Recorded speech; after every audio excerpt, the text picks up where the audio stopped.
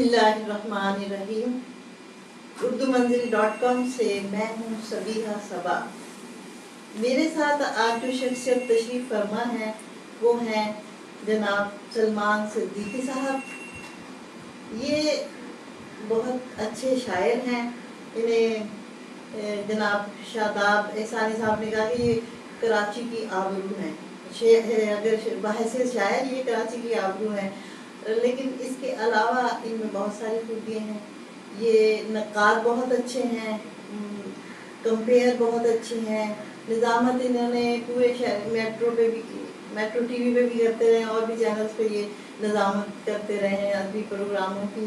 उसके अलावा इन्होंने जो भी आलमी मुशायरे होते हैं वहाँ भी इन्हें बुलाया जाता है। सब जगह ये मकबूल है, वज़ादार इंसान है, शरीफुल नफ्स इंसान है और इन्हें बड़ी मेहनत से दयानतदारी से काम करते हैं। इसलिए लोग अपना पूरा प्रोग्राम, पूरा मुशायरा, आलमी मुशायरा इनके जिम्मे लगा देते हैं और ये उसको बड़ी अच्छी तरीके से निभाते हैं। जनाब सलमान सिद्दीकी साहब, इनसे पूछते हैं कि इन्होंने ये इतनी मेहनत कैसे करते हैं, इन्होंने शायरी का आगाज़ कहाँ से किया। तो अस्सलाम वालेकुम। अस्सलाम, बहुत शुक्रिया सबीहा सबा। आपके इदारे urdumanzil.com का जिक्र बहुत अरसे से मैं सुनता आ रहा हूँ और ये भी जानता हूँ कि आप उसकी बहुत रिकॉर्ड कीपिंग उसकी बहुत स्ट्रॉन्ग है आपकी, और आप दुनिया भर में जहाँ जहाँ आप रहीं आपने वहाँ जो प्रोग्राम मुनक़िद किए उनको आपने urdumanzil.com पे लोड करती रहीं। उसके अलावा आपने अहबाब को बुलाकर उनके इंटरव्यूज़ का एक सिलसिला शुरू किया है जिसकी शहर में एक साथ बनती जा रही है। जो भी आता है वो जिक्र करता है कि हम आप यहाँ गए थे। आप एहतिमाम से पहले तो उनकी खातिर मदारात करती हैं बहुत अच्छे तरीके से, उसके बाद आप रिकॉर्डिंग का सेशन शुरू होता है, उसमें जो तरीक़ा आपका है बहुत। और आपके बारे में बहुत अहम बात यह है कि आपके कई शेरी मजमूए, आपके शौहर खुद शायर और आप दोनों जिस मोहब्बत से लोगों से शहर में मिलते हैं अदबी हलकों में, आपका एक तासुर बहुत मोहब्बत करने वाले और पुरखलूस लोगों का है। और यकीन जानिए ये आपके सामने मैं कह रहा हूँ और सामने कहना भी चाहिए। आदमी की हौसला अफजाई हो रही है कि जो बातें मैं कह रहा हूँ ये आपके पीछे पीछे होती हैं।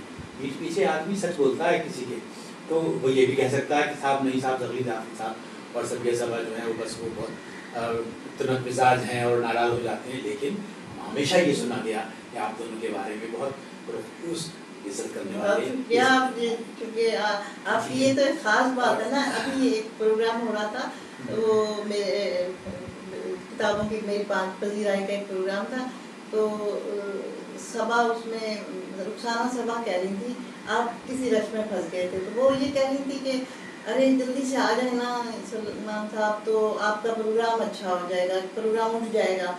तो मैं वही आपकी आदत है ये कि माशाल्लाह सबकी तारीफ़ें करते हैं। और एक आपका एक शेर है, सुलझा हुआ सफ़र समझते हैं मुझको लोग, उलझा हुआ समझ में कोई दूसरा भी है।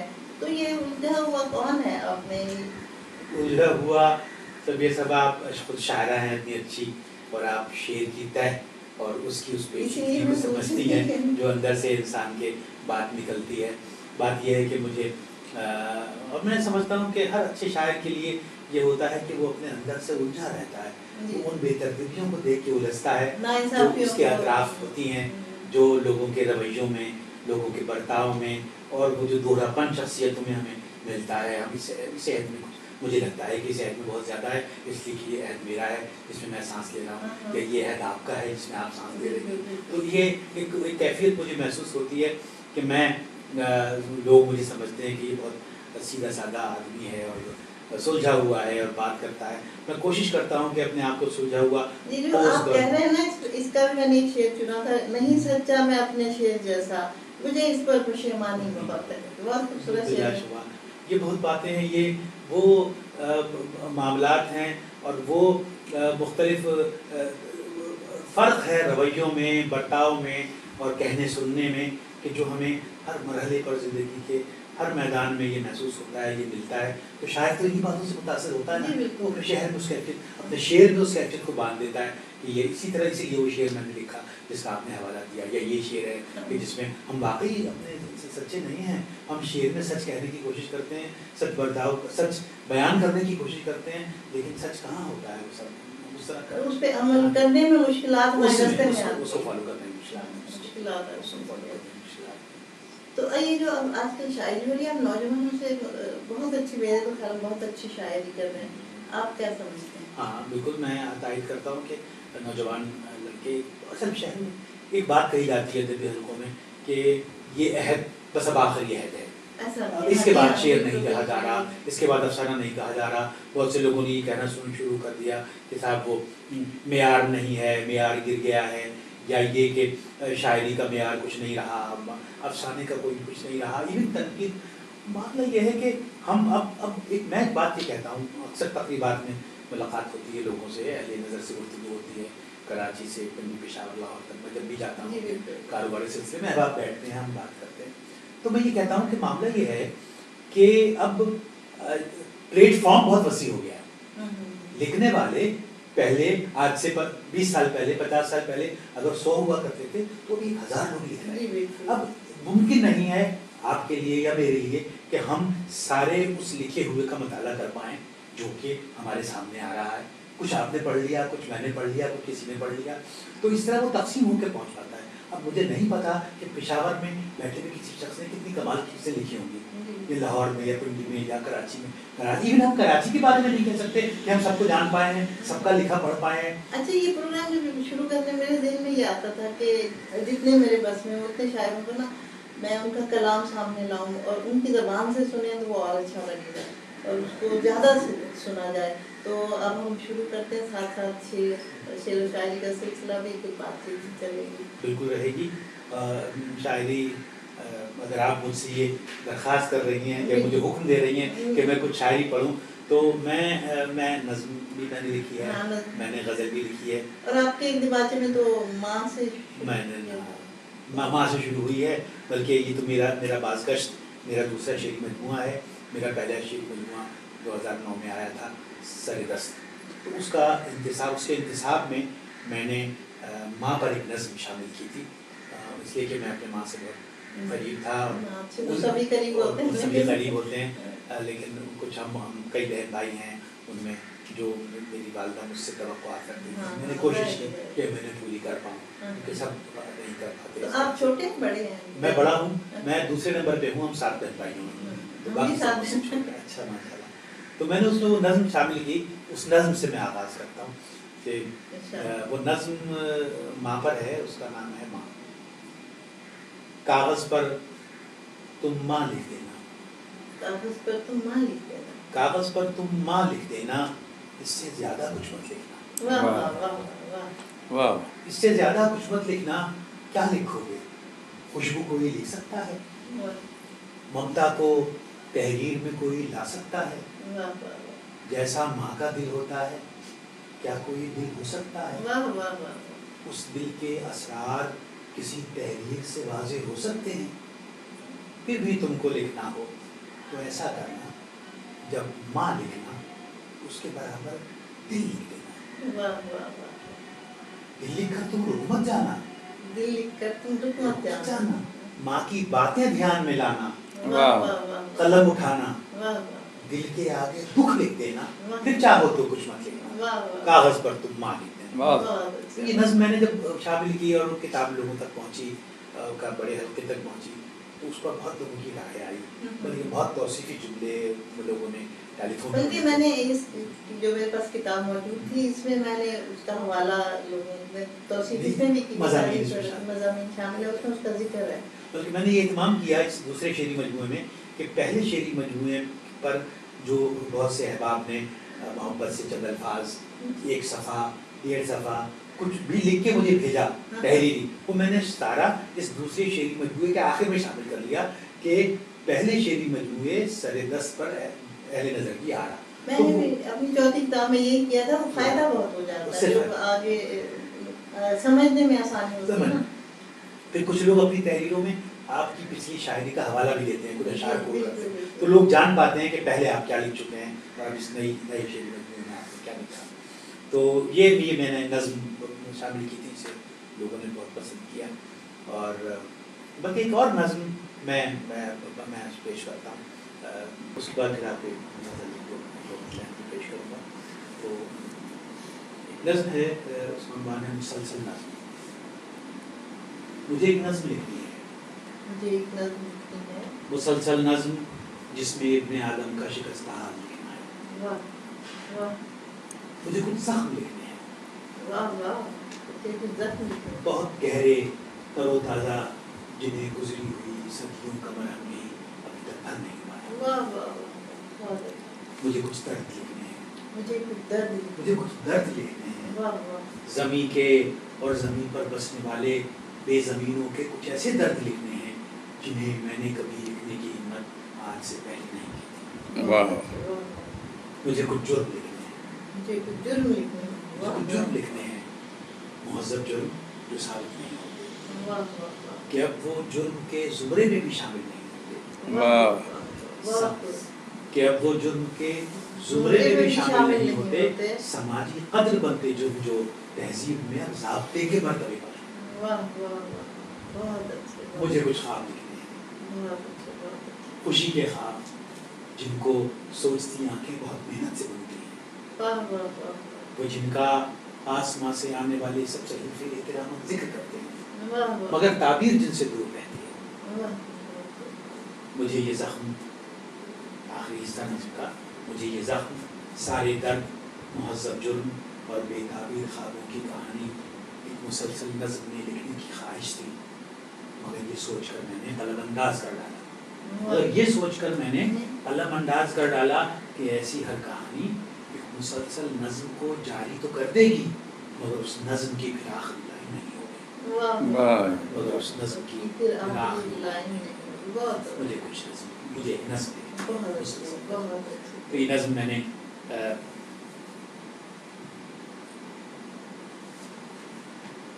جو شاعری ہو رہی ہے آج کل اس سے آپ مطمئن ہیں کیا؟ آج کے دور کی اب کی شاعری؟ ہاں دیکھیے صبا صاحبہ، اب شاعری کا جو اظہار کا قرینہ ہے وہ تبدیل اس لیے ہو گیا ہے، اور اس لیے تبدیل ہو گیا ہے کہ ہر اہل اپنے ساتھ اپنا طرز اظہار لے کے آتا ہے. دیکھیے ایک زمانہ تھا، اساتذہ کا زمانہ، جہاں شاعری اور خصوصاً غزل کی شاعری صرف قلب و دل اور محبت اور اس کے جذبات کے اظہار تک محدود تھی. غزل کہنا ہی ہنر سمجھا جاتا تھا کہ اس میں خواتین کے حوالے، جیسے کہ غزل کی لوگ معنی ہے کہ خواتین سے غزل بھی تبدیل ہو گئی، غزل تبدیل ہو گئی، موضوعات تبدیل ہو گئے اور طرز اظہار تبدیل ہو گیا. اور اگر آپ اہل قلم ہیں اور جو اہل نظر ہیں وہ جانتے ہیں کہ زبان تبدیل ہو رہی ہے.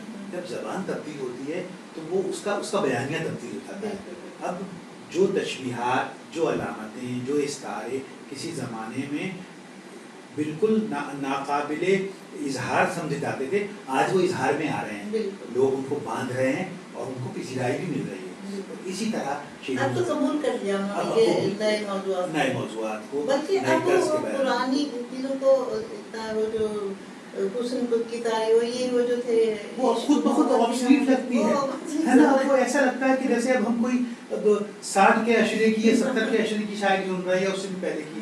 تو یہ بات آئی ہے منظر عام پر. اور پھر غزل کے ساتھ ساتھ نظم نے اپنا ایک مقام بنایا ہے. ایک زمانے میں لوگ مشاعرے میں نظم پڑھتے ہوئے گھبراتے تھے کہ پتہ نہیں لوگوں تک ابلاغ ہوگا، لوگ سمجھ پائیں گے.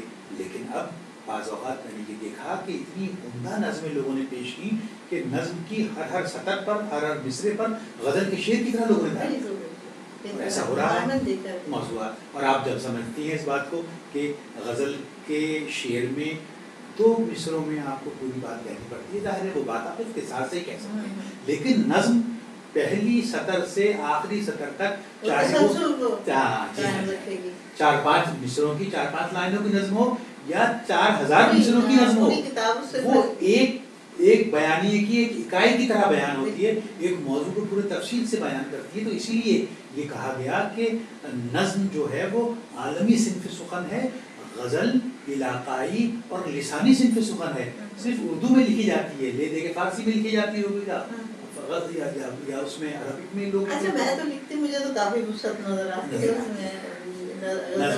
غزل میں زیادہ موضوعات میں دیکھیں غزل میں موضوعات کا تنوع ہے، وہ ایک چھوٹی چھوٹی نظمیں ہوتی ہیں لیکن نظم میں آپ کسی موضوع کو اس کی پوری تفصیل کے ساتھ بیان کرتے ہیں، مختلف جہات کے ساتھ. بلکہ آپ یہ دیکھیں کہ جو افسانہ نگار ہیں وہ نظم کو پسند کرتے ہیں، کیونکہ نظم کا بیانیہ افسانے کا بیانیہ سے قریب ہے. حتیٰ کہ اب بعض جگہ مکالمے بھی آتے ہیں اس میں، نظموں میں اس طرح سے بعض اوقات پوری نظم سے بات چلی جاتی ہے لیکن اس میں 2-3 لائنیں ایسی ہوتی ہیں کہ قاری چونکتا ہے اور قاری اس کی توصیف کرتا ہے، اس کو داد بھی ملتی ہے شاعر کو بھی پڑھنے والے کو.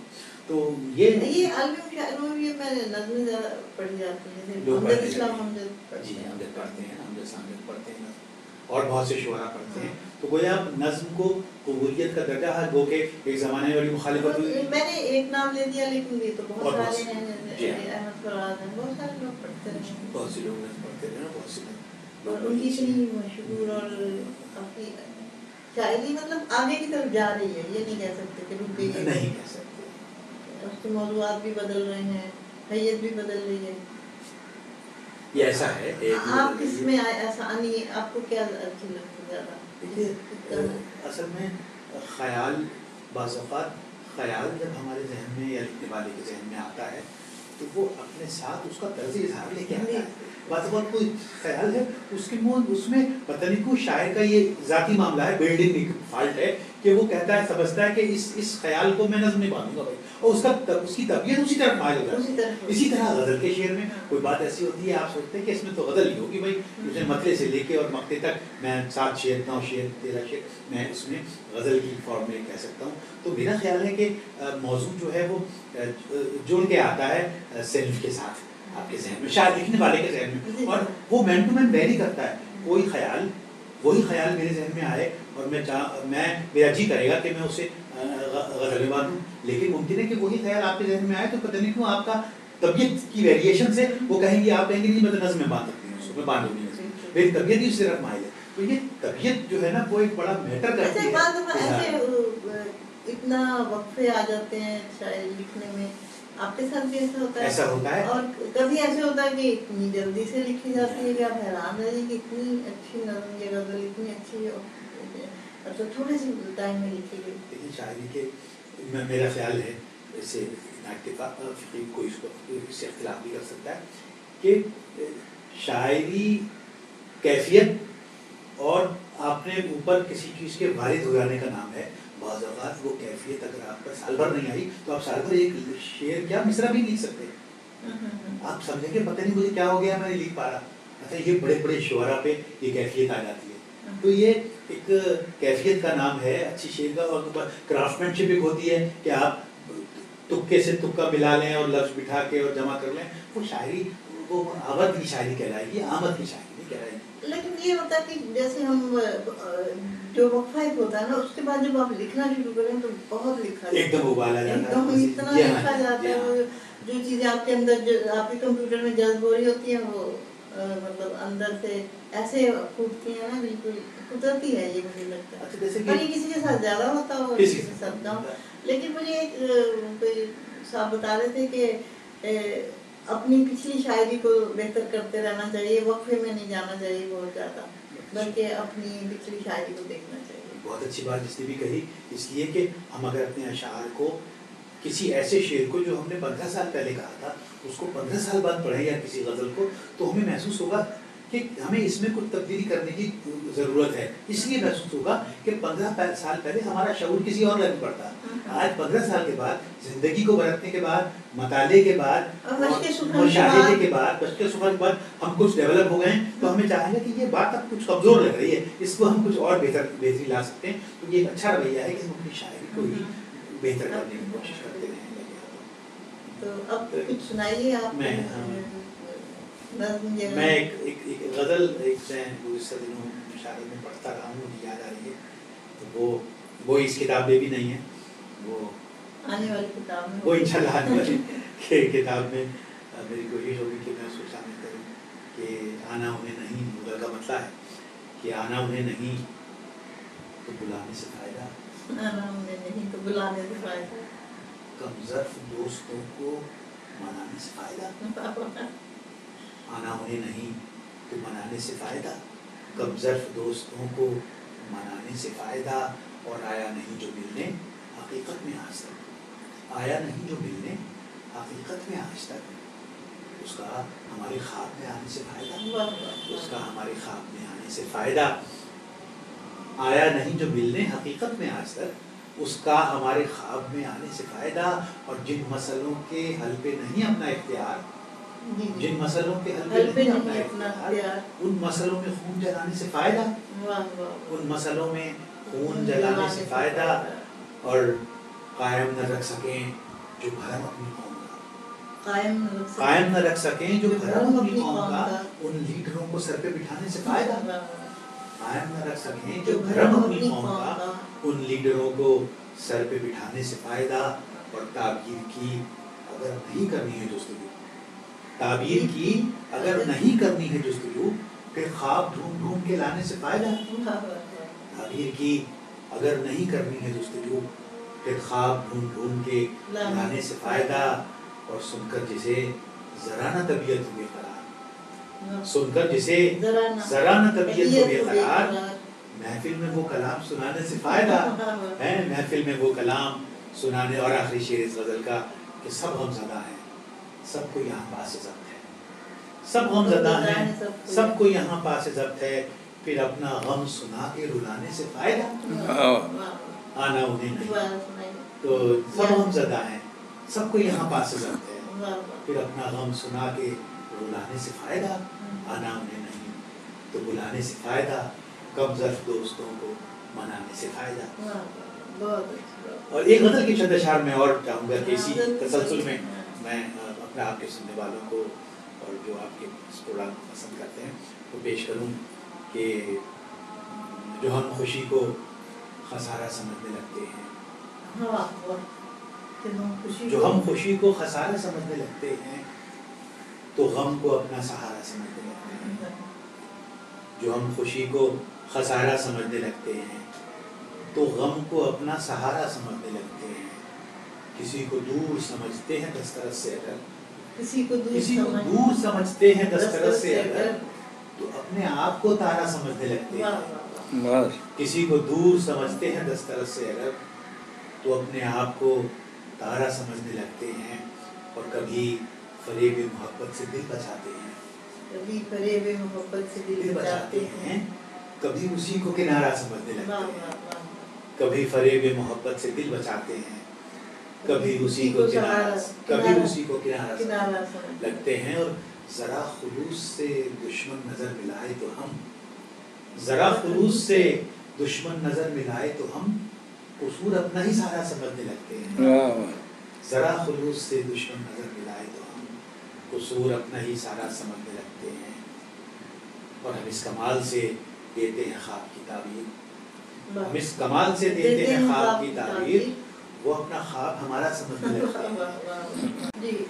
میں سبھی صاحبہ ایک دو غزلیں میں آپ کی سامعین اور ناظرین کے لیے غزل کا مطلع ہے کہ جو ہم خوشی کو خسارہ سمجھنے لگتے ہیں، جو ہم خوشی کو خسارہ سمجھنے لگتے ہیں تو غم کو اپنا سہارا سمجھنے لگتے ہیں، اور جو ہم خوشی کو خسارہ سمجھنے لگتے ہیں تو غم کو اپنا سہارا سمجھنے لگتے ہیں، کسی کو دور سمجھتے ہیں دسترس سے اگر، کسی کو دور سمجھتے ہیں دسترس سے اگر تو اپنے آپ کو تارا سمجھنے لگتے ہیں، تو اپنے آپ کو تارا سمجھنے لگتے ہیں، اور کبھی فریب محبت سے دل بچاتے ہیں، کبھی فریب محبت سے دل بچاتے ہیں، کبھی فریب محبت سے دل بچاتے ہیں، کبھی اسی کو کنارہ سمجھنے لگتے ہیں، کبھی اسی کو کنارہ سمجھنے لگتے ہیں، اور ذرا خلوص سے دشمن نظر ملائے تو ہم،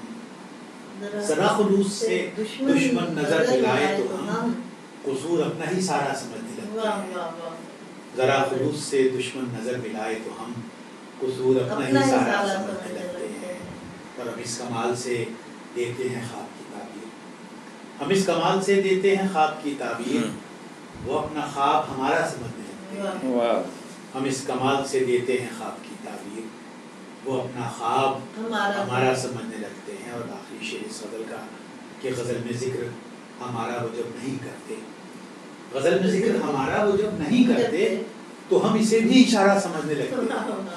تو شاید تو بڑا بدگمان ہوتا ہے نا, غزل میں ذکر ہمارا وہ جب نہیں کرتے تو ہم اسے بھی اشارہ سمجھنے لگتے ہیں. جو ہم خوشی کو خسارہ سمجھنے لگتے ہیں تو غم کو اپنا سہارا سمجھتے ہیں. ایک غزل اور میں یہ جو اس شعری مجموعے میں شامل ہے کہ غزل کا بدلہ ہے کہ ثواب کا یہ قرینہ بھی آزمایا جائے, ثواب کا یہ قرینہ بھی آزمایا جائے, جو دل سے دور ہیں ان کو قریب لایا جائے. نہیں اس طرح نہیں لکھا میں نے, اس طرح لکھا کہ ثواب کا یہ قرینہ بھی آزمایا جائے, کسی کے دل میں کوئی راستہ بنایا جائے. ثواب کا یہ قرینہ بھی آزمایا جائے, کسی کے دل میں کوئی راستہ بنایا جائے, کسی کے دل میں کوئی راستہ بنایا جائے. اور نظر میں رہنے کا سادہ سا یہ طریقہ ہے, نظر میں رہنے کا سادہ سا یہ طریقہ ہے, نظر میں رہنے کا سادہ سا یہ طریقہ ہے, کسی بہانے وہاں روز آیا جایا جائے. نظر میں رہنے کا سادہ سا یہ طریقہ ہے, کسی بہانے وہاں روز آیا جایا جائے. اور ستا رہی ہو اگر دل کو شام تنہائی, ستا رہی ہو اگر دل کو شام تنہائی, تو اس کی یاد کے پہلو میں بیٹھ جایا جائے. ستا رہی ہو اگر دل کو شام تنہائی, تو اس کی یاد کے پہلو میں بیٹھ جایا جائے. اور شعر ہے کہ ہمارے عیب کا اظہار اس طرح سے ہو, ہمارے عیب کا اظہار اس طرح سے ہو, ہمیں بتا کے کسی کو نہیں بتایا جائے. ہمارے عیب کا اظہار اس طرح سے ہو, ہمیں بتا کے کسی کو نہیں بتایا جائے. اور شعر ہے کہ ہو دشمنی کا تعلق کہ دوستی کا ہو, ہو دشمنی کا تعلق کہ دوستی کا ہو, جو استوار کیا ہے تو پھر نبھایا جائے. ہو دشمنی کا تعلق کہ دوستی کا ہو, جو استوار کیا ہے تو پھر نبھایا جائے. اور شعر ہے کہ غیاب میں نہ کریں دل سے وہ ابھی بے دخل, غیاب میں نہ کریں دل سے وہ ابھی بے دخل, غیاب میں نہ کریں دل سے وہ ابھی بے دخل, صفائی پیش کریں گے ہمیں بلایا جائے. غیاب میں نہ کریں دل سے وہ ابھی بے دخل, صفائی پیش کریں گے ہمیں بلایا جائے. اور آخری شعر اس غزل کا کہ جشن فتح مقابل کے دم قدم سے ہے, یہ جشن فتح مقابل کے دم قدم سے ہے, جو ہار جائے اسے بھی گلے لگایا جائے. یہ جشن فتح مقابل کے دم قدم سے ہے, جو ہار جائے اسے بھی گلے لگایا جائے. اور ثواب کا یہ قرینہ بھی آزمایا جائے, کسی کے دل میں کوئی راستہ بنایا جائے. بہت اچھی, بہت اچھی. اچھا یہ جو آپ ایک مجلس سے آدمی ہیں, آپ کے میں نے دیکھا کہ شاید کئی تنظیموں سے آپ کا تعلق ہے, لیکن جو سب سے اہم ہے وہ درات ہے شاید. جی ہاں, جی ہاں, تنظیم دیکھیں تنظیموں کی ایک بڑی پرانی تاریخ ہے. لوگ آپس میں بھی بیٹھتے ہیں اور ایک انجمن جیسی بنا لیتے ہیں, اور پھر پروگرام اس کے ذریعے اس کے پلیٹ فارم سے منعقد کرتے ہیں. یہ ایک مثبت رویہ ہے, اس لیے کہ اس سے شعر و ادب کا بھی فروغ ہوتا ہے, ایک دوسرے کے خیالات کو جاننے کا موقع ملتا ہے, ایک دوسرے کے لکھے ہوئے کو سمجھنے کا ہمیں موقع ملتا ہے. لوگ جمع ہوتے ہیں. کراچی شہر میں بے شمار تنظیمیں ہیں جو تقریبات کرتی ہیں. تخلیق کار ایک تنظیم ہے, ایک بزم یاران سخن ہے, ایک ہماری درات تنظیم ہے, اور اس کے علاوہ تبستان لوح و قلم ہے, اور ایک ہمارے دوست سرور جاوید ایک تقریب کرتے ہیں آزاد خیر ادبی فورم کے عنوان سے. تو اس طرح بے شمار تنظیمیں ہیں جو پروگرام کرتے ہیں اور اپنے اپنے طور پر شعر و ادب کے فروغ میں حصہ ڈال رہے ہیں. اور یہ کیونکہ کراچی اتنا بڑا ہے, وہ تو ایسے ہو نہیں سکتا نا کہ ایک کوئی تنظیم اور سب وہاں پہنچے. نہیں, بہت باتیں, اتنے فاصلے ہیں. یہ شہر تقریباً 2.5-3 کروڑ کی آبادی کا شہر ہے. ایک علاقے سے دوسری علاقے میں پہنچنے میں بعض اوقات اتنا وقت لگتا ہے جتنے میں کراچی سے حیدرآباد پہنچ جایا. صحیح بات ہے, یہ ہوتا ہے. تو ہم نے بھی تنظیم بنائی ہوئی ہے. آپ بھی پھنسے رش میں, آپ جانتے ہیں کتنی دفعہ پھنستا ہوں میں. میں آرٹس کونسل اب اتنا رشی ایریا ہو گیا ہے کہ وہاں تقریبات ہوتی ہیں, میں پھنس جاتا ہوں. آپ کی تقریب مجھے کنڈکٹ کرنی تھی اور میں راستے میں پھنس گیا. بالکل بر وقت میں پہنچا، مشکل اور اتنے مسائل مجھے راستے میں پیش آئے. تو یہ بڑا اچھا ہے کہ مختلف علاقوں میں لوگ اپنے بات منعقد کریں، مہینے میں، جی ہاں، ہفتے میں، مہینے میں، 15 دن میں، اور اپنے علاقے کے قریبی ادیبوں کو بلا لیں تاکہ انہیں آسانی بھی ہو پہنچنے میں اور ایک تقریب پروگرام ہو جائے. اس طرح ہم نے ایک تنظیم ترکیب دی دراک کے نام سے، اور ہم اس پلیٹ فارم سے ہم زیادہ تر گفتگو کا پروگرام کرتے تھے. اب کچھ عرصے سے ہم نہیں کر پا رہے ہیں، چند مہینوں سے دوبارہ اس کو ریوائو کرنے کا ارادہ ہے. ہم نے 108 نشستیں کی، ماہانہ نشستیں، تقریباً 10 سال اور محیط، اور اس میں ہم بھی 2-3 دفعہ اس میں شامل. آپ آئیں، کئی دفعہ آئیں، آپ آئیں، دافی صاحب آئے، بالکل صغیر صاحب آئے. تو اس میں ہم نے گفتگو کی، ہم کوشش یہ کرتے تھے کہ اس میں کسی موضوع پہ بات کریں، کسی افسانے پہ بات کریں، کسی کی تازہ کتاب پہ بات کریں. اس کے بعد جو اشعرا موجود ہیں ان سے کلام سن لیں. بعض اوقات کلام نہ بھی سنیں، کسی ایک شاعر کا کوئی کلام گفتگو کے لیے رکھ لیں. تو اس میں ہم ایک اہتمام رکھتے تھے جو شاید کراچی میں بہت کم یا شاید کسی بھی ادبی تنظیم کے تحت ایک ایسا اہتمام نہیں ہوتا جو ہم رکھتے تھے. ہم یہ کرتے تھے کہ ہم تخلیق کار کا نام نہیں بتاتے تھے. ہاں، کہ کس کا افسانہ ہے. مثال کے طور پر صغیر احمد جعفری صاحب افسانہ لکھ کے لے آئے فار ایگزامپل، اور ہم نے ان کا، لیکن ہم نے موجودہ لوگوں میں سے کسی کو نہیں بتایا کس کا افسانہ ہے. وہ افسانہ کسی تھرڈ پرسن سے، یعنی آپ سے پڑھوا دیا، ٹھیک ہے نا. اب لوگ کنفیوز ہو گئے، پر یہ افسانہ پڑھ رہے ہیں ان کا تو نہیں ہے. اب ہم نے نہیں بتایا کس کا افسانہ ہے. اب اس پہ گفتگو ہونے شروع ہو گئی، سب نے اظہار خیال کر لیا، کسی نے رد کیا، کسی نے تعریف کی، کسی نے اس میں وہ عناصر نکال دیے جو اس میں تھے یا جو سمجھ میں نہیں آ رہے تھے، یا وہ عناصر نکال دیے جو اس میں نہیں تھے. بہرحال ایک پرلطف گفتگو ہو گئی. اس کے بعد کسی نے کہا تھا کہ ظالم رویہ ہوتا ہے. اس کے بعد صدارتی خطاب ہو گیا. جب صدر نے بات کر لی اور جو بتا دیا کہ بھائی یہ تھا اس میں افسانہ، پھر ہم اعلان کرتے تھے کہ صاحب یہ فلانے صاحب کا، یہ بیٹھے صغیر احمد جعفری، ان کا افسانہ تھا. اس سے 2 فائدے ہمیں ملے. ایک تو یہ کہ لوگوں نے بے لاگ گفتگو کی. بعض اوقات یہ ہوتا ہے کہ میں آپ سے ذہنی طور پہ قریب ہوں، آپ کی چیز پڑھی جائے گی تو میں کوشش کروں گا کہ اس کی توصیف کروں، یا اپنے دوست ہیں یا صغیر صاحب عقیل حافظ صاحب دوست ہیں، ان کی چیز پڑھی جا رہی ہے. ایک تو اس کا وہ مثبت پہلو. اب میں وہ بات کروں گا جو بالکل بے لاگ بات ہوگی افسانے پر.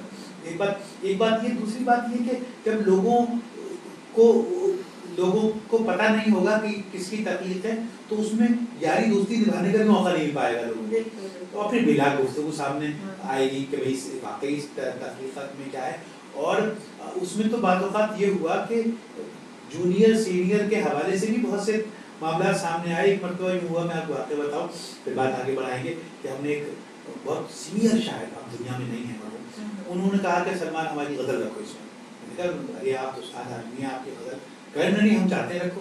میں نے آپ کی غزل پڑھوا دیں گے، وہ سب لوگ جو بھی بات کر لیں سامنے سامنے، نہیں نام بھی چھپانا تم اور ہماری بات کروانا. ہم نے خیر غزل پڑھوا دی ان کی. اب وہ پرانے آدمی ظاہر ہے، وہ اپنے انداز کی روایتی غزل ان کی جیسی ہوتی تھی ایک زمانے میں، وہ پڑھ دی انہوں نے. لوگوں نے کچھ نے تعریف کی، کچھ نے اس پہ تنقید بھی کر دی، اور ایک صاحب نے بہت شدید تنقید کر دی کہ صاحب انسان کو تو لکھنے نہیں آتا، یہ کیا غزل لکھ رہے ہیں صاحب. اس کے بعد خیر صاحب گفتگو ختم ہو گئی، صدارتی خطاب ہو گیا، اعلان ہو گیا کس کی غزل تھی. اس کے بعد جب ہم چائے وائے تقریب ختم ہونے کے بعد چائے ناشتے کی طرف جا رہے تو ہم نے دیکھا کہ ایک نوجوان شاعر ان بزرگ شاعر کا جن کی غزل رکھی گئی تھی پیر پکڑے بیٹھا ہے، کہہ رہا ہے استاد مجھے پتہ ہی نہیں تھا آپ کی غزل ہے. معافی مانگ رہا ہے. تو وہ بیچارے غزلدار آدمی کہہ رہے بھائی معافی کی کیا بات ہے، اور ٹھیک ہے تمہیں ہماری غزل اچھی نہیں لگی، تمہارا حق ہے اس کی تنقید کرو. اس قسم کی بہت سی باتیں سامنے آئیں اور ایک اچھا ماحول. لیکن پھر وہ دوبارہ نہیں کبھی کہا، اس کا بیچارے وہ کسی استاد نے کوشش نہیں کی. اس کے بعد وہ اسی لیے ہم ان سے کہہ رہے تھے کہ آپ استاد آدمی ہیں، لیکن وہ اس کے کچھ عرصے نہیں مان رہے، پھر وہ دنیا میں نہیں رہے. تو یہ تقریباً بڑی جو آپ ذکر کیا آپ نے، بڑا اچھا مثبت ایک پہلو ہے ان کا نشستوں کا، کہ ہم اپنے اپنے انداز میں بیٹھتے ہیں، مل بیٹھتے ہیں. اور یہ مثبت یہ ہوتا ہے کہ جب بڑے شاعر ہوتے ہیں تو عام طور پہ وہ اپنی پاپولر کلام پیش کرتے ہیں. یہ ہوتا ہے. تو جب یہ چھوٹی نشستیں ہوتی ہیں تو اس میں وہ ہر جو لکھا تازہ کلام پیش کرتے ہیں، تو یہ بھی فائدہ ہوتا ہے. اور وہاں سے ان کو پتہ چلتا ہے کہ بھئی یہ کس معیار کی ہے پڑھنا. جب آپ اس کو بے تحاشرات ملے تو آپ اس کو ذرا ایسا ہوتا ہے. بالکل ایسا ہے، کیونکہ ان چھوٹی نشستوں کی جو گھریلو نشستیں ہوتی ہیں تشہیری نشستیں اور یہ جو تنظیمی نشستیں ہوتی ہیں، ان کی بڑی افادیت ایک یہ ہے کہ ہم ان میں اپنی تجرباتی چیزیں پڑھ پاتے ہیں. تو ہمیں جب لوگوں کو سن کے ان کے ریئیکشن سے اندازہ ہوتا ہے کہ ہم نے کس طرح کی چیز کہی ہے، اس کو اگلے بڑی تقریب میں پڑھا جا سکتا ہے یا نہیں پڑھا جا سکتا ہے، اور ہمیں اس کا ابلاغ ہوتا ہے، تو ہم اور پھر ہمیں سیکھنے کا موقع ملتا ہے. مثال کے طور پر میں نے کوئی غزل پڑھی، آپ نے کہا بھائی اس میں اگر اس شعر میں تھے تو ٹھیک ہے، لیکن اس لفظ کو ایسا کر لو. تو اگر میں واقعی کچھ آدھا ذہن آدمی ہوں تو میں آپ کے مشورے کو قبول کروں گا، آپ کی چیز کو بہتر کر لوں گا. تو یہ ہم ایک دوسرے سے سیکھتے ہیں. تو ویسے بھی اس میں جب تنقید ہوتی ہے اور اس میں برائی بھی لوگ دیتے ہیں، اس سے سیکھنے کا موقع ملتا ہے. بہت اچھا ہے. تو آپ کیا کریں گے اور سنا جائے کلام؟ بالکل میں پیش کرتا ہوں. اب مجھے لگتا ہے آپ نظم پیش کریں. میں یہ میرا جی ہے کہ میں نظم پیش کروں کہ ایک نظم میں نے لکھی ہے تماشا. میں وہ نظم ضرور سناؤں گا آج آپ کے سامنے ناظرین اور سامعین کو کہ آپ زیادہ سے زیادہ سنائیں. تماشا رقص وحشت کا. نظم کا عنوان ہے تماشا.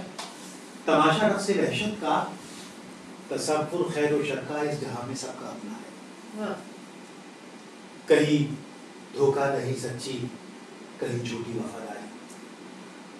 کہیں دھوکہ دہی سچی، کہیں جھوٹی وفاداری.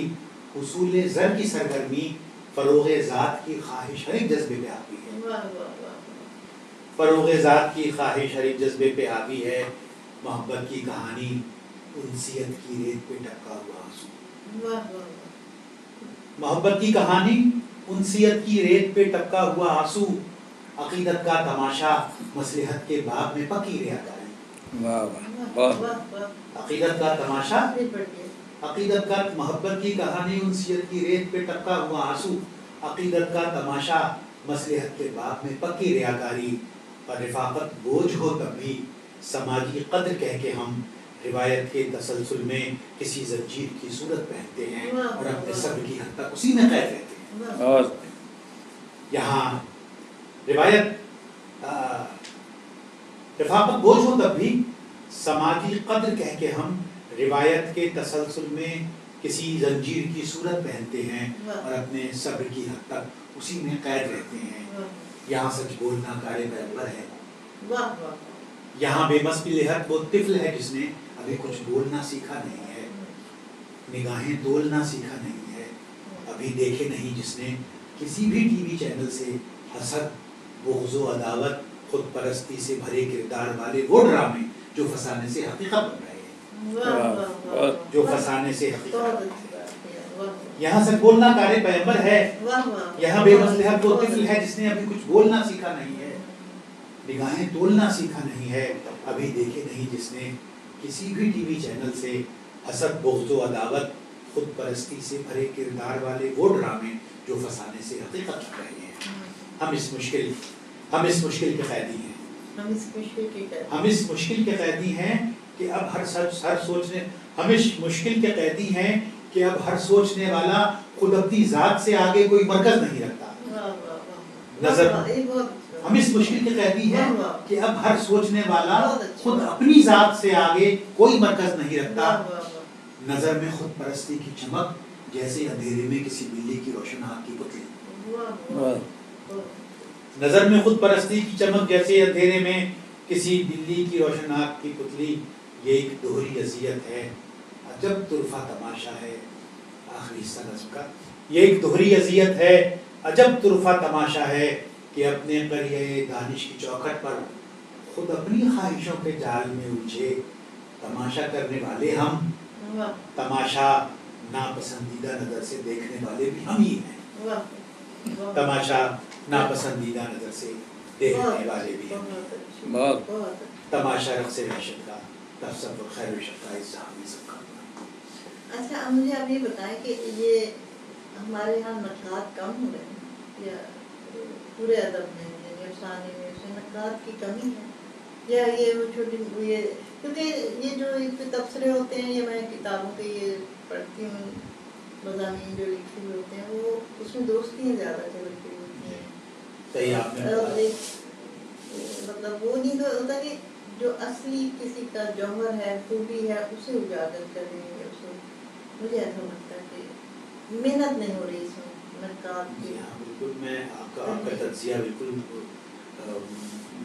محل ہے اور بالکل ویلڈ تجزیہ آپ نے کیا کہ تنقید لکھنے والے سامنے نہیں آ رہے ہیں، بلکہ اس کو تھوڑا سا اور وسیع کر لیں، نثر لکھنے والے سامنے نہیں آ رہے ہیں، ناول بڑا سامنے نہیں آ رہا ہے، افسانے لکھنے والے کچھ ہیں مگر ان کی تعداد بھی کم ہوتی چلی جا رہی ہے، اس لیے کہ افسانہ نگار کو شاعر کی طرح مشاعرے کا حاصل نہیں ہے۔ شاعر تو آپ 2 گھنٹے کے مشاعرے میں آپ 35 شعرا کو سن لیتے ہیں، داد دے دیتے ہیں، اس کی خاصیت ہو جاتی ہے، افسانہ نگار کو نہیں ہوتی، اور اس سے بھی کم صورت حال جیسے کہ آپ نے کہا ناقاد کی ہے۔ ایک تو یہ کہ ہمارے پورے معاشرے میں اور خصوصیت سے ہم جو ادب کے لوگ ہیں، ادب کے پلیٹ فارم میں لوگوں میں قوت برداشت ہے، ہم تنقید سننا نہیں چاہتے، ہم صرف توصیف سننا چاہتے ہیں۔ ہاں وہ اچھے مضامین میں کہتے نکال دیں یہ حصہ، ہم توصیف سننا چاہتے ہیں۔ ہم اگر بلا ترتیب لکھ دیں تو، اور آپ کسی کی کتاب پہ بلا تبصرہ کرتے ہیں تو کوئی آپ سے یہ تو لکھوانے نہیں آئے گا، دوسرے اس تبصرے کو اپنی کتاب میں شامل نہیں کرے گا۔ کم لوگ ہیں جو یہ حوصلہ کرتے ہیں تبصرہ شامل کر سکتے ہیں، لیکن اس رویے کے باوجود تنقید کو ادب میں نظر انداز نہیں کیا جا سکتا۔ نہیں آپ تو بڑی اچھی تنقید کر سکتے ہیں اور کرتے ہیں، لیکن میں نے آپ سے پہلے بھی ایک دفعہ کہا تھا کہ آپ ضرور اس کو آگے بڑھائیں، کیونکہ جو چیز مٹ رہی ہے، کم ہو رہی ہے، اس کو ذرا سامنے زیادہ لائیں۔ کیونکہ تنقید کا معاملہ یہ ہے سلیسہ صاحبہ کہ تنقید کو لوگ جو تھوڑا سا کم علم رکھتے ہیں ادب کے بارے میں، وہ یہ سمجھتے ہیں کہ تنقید کے لفظ کا مطلب عام معاشرے میں جو لیا جاتا ہے کیڑے نکالنے کے معنی میں لیتے ہیں، تنقید کا مطلب یہ نہیں ہے۔ تنقید کا مطلب ہے کسی پیشکش کو، تخلیقی پیشکش کو تولنا، اس کی خوبیوں کو اجاگر کرنا اور بین السطور تہذیب کے ساتھ اس کی کمزوریوں کو بھی پوائنٹ آؤٹ کرنا، تاکہ اگر وہ کشادہ دل، کشادہ ذہن اور وسعت قلب رکھنے والا ادیب ہے اس سے سیکھے، اپنے آپ کو بہتر کرے، اور ایک فائدہ اسے یہ حاصل ہو کہ اس کی تخلیق کے وہ عناصر جن کو عام قاری پہلی قرأت میں، پہلی دفعہ کے مطالعے میں نہیں سمجھ پایا، نقاد پوائنٹ آؤٹ کر دے کہ بھائی اس میں یہ خوبیاں موجود ہیں اور ایسا ہوا ہے۔ دیکھیں آپ نے تو وہ ایران کا وہ ربائی نگار تھا بڑا مشہور، جس کو لکھ کے مر گیا، وہ میں اس کا نام بھی کچھ ذہن سے اس وقت مجھے نکل رہا ہے، خیبر خیام، ٹھیک ہے، جو خیام کی روایاں، وہ تو کب کا دنیا سے چلا گیا۔ اس کی کتاب کسی یورپین مصنف کو، رائٹر کو کباڑے میں سے ملی، اس نے ان کا ترجمہ کیا، آج دیکھیے۔ تو یہ بات ہے کہ نقاد کی اہمیت تو ہے، لیکن ایک شرط ہے کہ نقاد دیانتدار ہو اور اس کی نظر بھی ہو۔ دیکھیں اگر وہ اجاگر نہ کر پائے، وہ جیسے کہ آپ نے بھی کہا کہ سب جو کتابوں کے تبصرے آتے ہیں لوگ اٹھا کے توصیفی تبصرے لکھ دیتے ہیں، بہت ہلکی کتابوں پہ بہت بھاری تبصرے، یعنی ہلکی کتاب پہ توصیف بھی ہلکی ہونی چاہیے۔ دیکھیے میں فرینکلی اسپیکنگ، ہلکی کتاب پر آپ کیجیے توصیف، تنقید مت کیجیے، اس پہ بھی بہت افزائی کا عنصر بھی شامل ہو جاتا ہے، لیکن توصیف بھی ہلکی ہونی چاہیے۔ ایک پاؤ کی کتاب پہ آپ ایک سیر کی توصیف نہیں شامل کر سکتے۔ اچھا بعض دفعہ میں نے یہ دیکھا، میں کتابوں پہ تبصرہ کرتی تھی ایک زمانے میں، تو میں دیکھتی تھی کہ کوئی مضمون شروع کیا، اصل بات پہ آتے ہی نہیں، اصل شاعر پہ آتے ہی نہیں، پوری کہانی سنا کے آخر میں 2 لائنیں لکھتی تھی۔ میں نے کہا یہ تو کام چوری ہے۔ نہیں، اب اس میں ایک فیکٹر میں بتاؤں اس میں کیا ہے، اس میں یہ ہے کہ اگر تبصرہ نگار اہل علم ہے، اس کا اپنا کوئی مقام ہے ادب میں، تو وہ یہی طریقہ اختیار رکھتا ہے۔ سمجھنے والے کے لیے اشارہ کافی ہے کہ اگر میری کتاب پہ اس نے پوری کتاب پہ 3 صفحے لکھ دیے، ان 3 صفحوں میں صرف آخری 2 جملوں میں میرے بارے میں کچھ لکھا ہے، باقی اس نے جنت بات کر دی ادب کی، تو مجھے سمجھ لینا چاہیے کہ میری کتاب کو اس نے کیسا پایا۔ تو اس میں ایسا نہیں، ادب یہی تو سکھاتا ہے کہ آپ تہذیب کو ملوث خاطر رکھیے، اس میں جس طرح یہ تو زیادہ تر ہو رہا ہے، اس کا مطلب ہے وہ کمزور جا رہی ہے۔ بالکل آپ درست کہہ رہی ہیں کہ ہم اس عہد میں دیکھیے لگتا ہے کہ یہ قحط الرجال کا دور ہے، بڑا افسانہ نگار سامنے نہیں آ رہا، بڑا شاعر سامنے نہیں آ رہا، بڑا نغمہ سامنے نہیں آ رہا، بڑا ناول نگار سامنے نہیں آ رہا، لوگ ہیں لکھ رہے ہیں نو ڈاؤٹ، لیکن وہ بڑے نام سامنے نہیں آ رہے نا، اسی لیے مجھے لگتا ہے کہ نقاد آنا چاہیے، نقاد کو ہونا چاہیے، جو دیانتداری سے جو واقعی کام کر رہے ہیں، اس پہ بھی ڈنڈی نہ مارے، ان میں نہ مارے، اور بالکل دیانتداری کے ساتھ تبصرہ لکھیں اور بے خوف ہو کے بھی لکھیں. بے خوف ہو کے لکھیں. بے خوف ہو کے بھی لکھنا بڑا ضروری ہے، کیونکہ جب تک آپ بے خوف ہو کے نہیں لکھیں گے. یہ جیسے آپ یہ کام یہ کر سکتے ہیں کہ آپ مختلف رسالوں میں آپ کے تبصرے مضامین چھپتے ہیں نا. اب اس میں کیا ہے کہ ایک مسئلہ اور ہو گیا ہے کہ پہلے جیسے کہ آپ جانتی ہیں کہ پہلے ایک ڈاکٹر ہوتا تھا، وہ آدمی کے سارے امراض کا علاج کر لیتا تھا، آنکھ ناک کان، اس کے بعد چلے گئے آپ نے ساری تکلیفیں بتا دی. اب اسپیشلائزیشن کا دور آ گیا ہے. اب آپ کو کان کی تکلیف ہے تو کان والے کے پاس جانا ہے، آپ کو آنکھ کی تکلیف ہے تو جی آئی اسپیشلسٹ کے پاس جانا ہے. اسی طرح ادب میں ہو گیا ہے. اب ہمارے ساتھ مسئلہ یہ ہو گیا ہے کہ ہم شاعر بھی ہیں، افسانہ نگار بھی ہیں، ناول بھی ہیں، نقاد بھی ہیں، تو آپ تینوں میں سے کسی کے ساتھ انصاف نہیں کر سکتے. تو بڑا ضروری ہے، میرا مشورہ ہے، میں خود تنقید بھی لکھتا ہوں، شاعری بھی کرتا ہوں، 2 شعبے ہیں، لیکن مجھے کرنا چاہیے کہ کسی ایک شعبے کو چوز کر لینا چاہیے جس میں میں سمجھوں کہ زیادہ بہتر کارکردگی کا مظاہرہ کر سکتا ہوں. اسی طرح آل راؤنڈر نہیں ہوتے، آل راؤنڈر ہونے میں کہ پلیئر آف کیا ہے، وہ master of all player of none, وہ پلیئر آف نن کہا جاتا ہے، وہ بھی صورتحال پیدا ہو جاتی ہے. تو ٹھیک ہے شاعری بھی کیجیے اور منہ کا مزہ تیز کرنے کے لیے، لیکن اگر تنقید آپ کے اندر جوہر ہے اور لکھنا جانتے ہیں اور تھوڑی گہرائی سے چیزوں کو سمجھنے کی صلاحیت ہے تو لینا چاہیے. اور واقعی آپ نے درست کہا، ہمارا تنقید نگار اس وقت شارٹ ہے. لکھ رہے تھے وہ انور صدیق وغیرہ سب اب نہیں ہیں، تو اتنے اچھے شعراء، کئی کتابوں کے مصنف، کئی کتابوں میں دوبارہ بات کروں، کتنے اچھے شعراء، کئی کتابوں کے مصنف اور باکمال شاعر کو وہ نہیں جانتا. کمزوری ہے اس لیے کہ ناخوال موجود نہیں ہے، وہ اجاگر کر کے بتائے گا سامنے کو، اس کی خوبیاں آ جاتی ہیں، اس کی خوبیاں اجاگر کرتے ہیں. بعض لکھ رہے ہیں لیکن وہ پتہ نہیں چلتا. ایک میں نے کسی سے فکرہ سنا تھا کہ انڈیا کا کوئی، تو کہہ رہے تھے کہ ہیرو ہوتے نہیں، ہم اپنے ہیرو بناتے ہیں. تو مجھے یوں لگتا ہے کہ نقاد جو ہے نا وہ خوبیاں اجاگر کر کے اس کو سامنے درست ہے. یہ کہنا بالکل درست ہے کہ ایسا ہی ہوتا ہے. تو اب 1-2 غزلیں آپ اگر جو بھی کلام اپنا سنانا چاہیں. میں اچھا آپ کو تنقید میں الجھا دیا. میں 1-2 غزلیں اور آپ کے سماعت نظر رکھتا ہوں کہ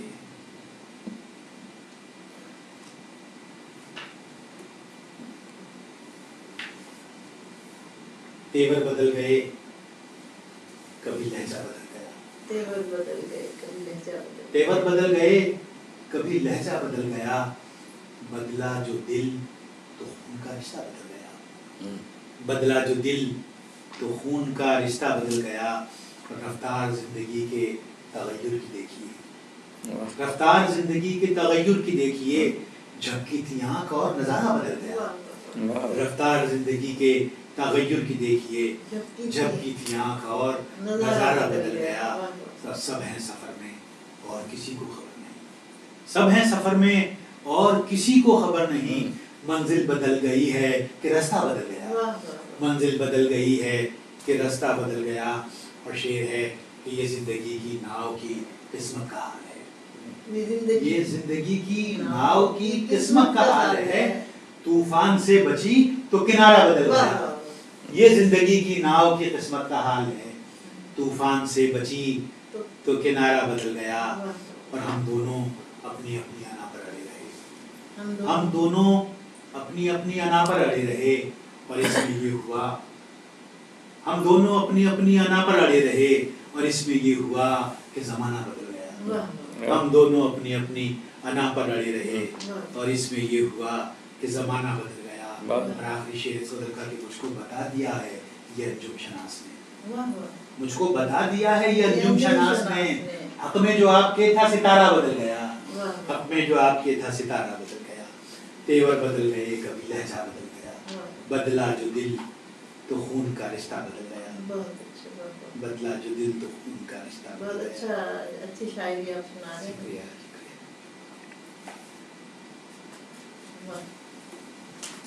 ایک غزل کے ایک میں نے شعر لکھا ہوا تھا، میں بڑی سے बड़ी मुसीबत मुसीबत को सोचता ही नहीं दुआ के बाद। ये गज़ल मुझे याद नहीं है, पीछे दो शेर हैं कि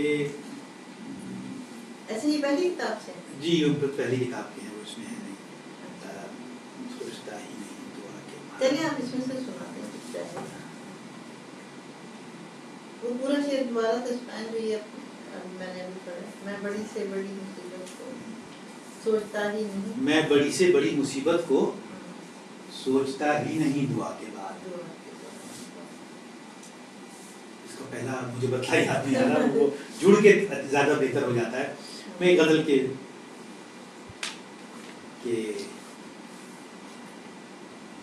यूं वो कौन सा सितम है जो दिल सह नहीं रहा, वो कौन सा सितम है वो कौन सा सितम है जो दिल सह नहीं सह रहा, नहीं रहा।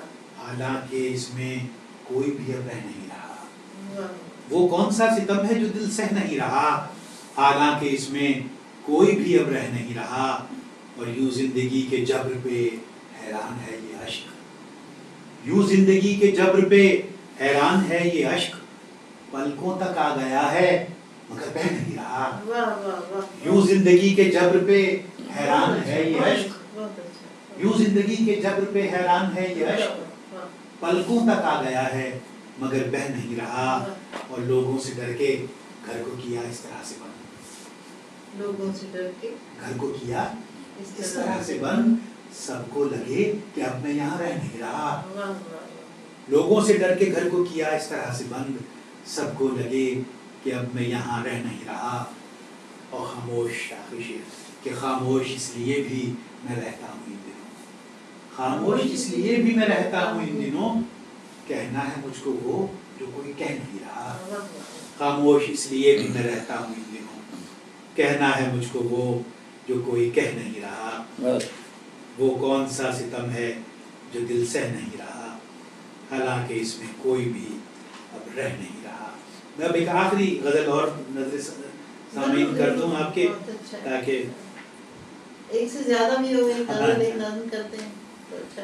जुस्तजू से बुना गया है मुझे, जुस्तजू से बुना गया है मुझे, वहशतों से भरा गया है मुझे, एक तजब्जुब गुमान में रखकर, एक तजब्जुब गुमान में रखकर दरबदर कर दिया गया है मुझे। वाह। एक तजब्जुब गुमान में रखकर दरबदर कर दिया गया है मुझे। और नींद में इससे बेखबर था मैं, नींद में इससे बेखबर था मैं, गम जगा कर दिया गया है मुझे। अच्छा। नींद में इससे बेखबर था मैं, गम जगा कर दिया गया है मुझे। और जो किसी को नजर नहीं आता, जो किसी को नजर नहीं आता, जो किसी को नजर नहीं आता, बस वही जख्म खा गया है मुझे। जो किसी को नजर नहीं आता, बस वही जख्म खा गया है मुझे। और रो भी लूं आँख भी न हो पूर्णम, रो भी लूं आँख भी न हो पूर्णम, ये सलीका भी आ गया है मुझे। रो भी लूं आँख भी न हो, बहुत अच्छे, बहुत अच्छे। रो भी लूं आँख भी न हो पूर्णम, ये सलीका भी आ गया है मुझे। और जानता हूँ कलाम का मेयार, जानता हूँ कलाम का मेयार, एहतिरामन सुना गया है मुझे। जानता हूँ कलाम का मेयार, एहतिरामन सुना गया है मुझे। और एक छोटी सी नज़्म मैं और पेश कर दूँ, वो मैंने लिखी थी, एक वो थोड़ी सी वो मौज़ूआती है, मैं उसका थोड़ा सा उसकी वजाहत हालांकि शायरी की होती नहीं है, लेकिन ये चूँकि ताकि वो ज़्यादा बेहतर तरीके से उसको एंजॉय किया जा सके नज़्म को, एक नज़्म है इसमें, मैं उसको निकाले ले रहा हूँ ताकि वो इस सफ़े का रहने बैठूँ।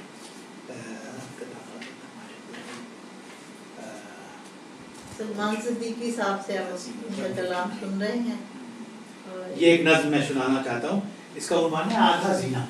आधा जीना। ये नज़्म कुछ उस वक्त लिखी मैंने कि क्योंकि मेरे दो भाई एक अपार्टमेंट में रहते थे, एक ही ज़िले में दोनों के आमने सामने मकान फ्लैट थे।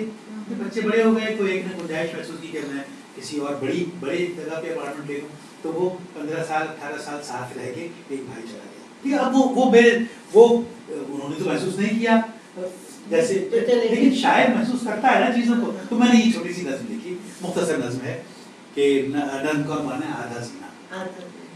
दरवाजे पर ताला कब है, दरवाजे पर ताला कब है, दरवाजे पर ताला कब है, एक गहरा बेगानापन है। दरवाजे पर ताला कब है, एक गहरा बेगानापन है। आज से पहले इस जीने में इतनी वीरानी तो नहीं थी, आज से पहले इस जीने में इतनी वीरानी तो नहीं थी। गुजरे कल तक मेरे और तुम्हारे घर का एक जीना था, गुजरे कल तक मेरे और तुम्हारे घर का एक जीना था। भाई तुमने जब से नक्ल मकानी की है, तब से ये जीना आधा है, आधा तुम सामान में ले गए। वाह वाह वाह, बहुत अच्छी, बहुत अच्छा लगा आपसे शायरी सुनी और बहुत ही आपने अच्छा कलाम सुनाया, आपसे बातें हुई, बहुत शुक्रिया। इसके साथ ही हम इजाज़त देते हैं अपने नाज़रीन से, फिर इंशाल्लाह अपने दूसरे और मेहमान के साथ हाजिर होंगे। अल्लाह। बहुत बहुत शुक्रिया, शुक्रिया urdumanzil.com, शुक्रिया आपका कि आपने मदद किया और मुझे ये मौका दिया कि मैं यहाँ आपके नाज़रीन के लिए कलाम पेश करूं।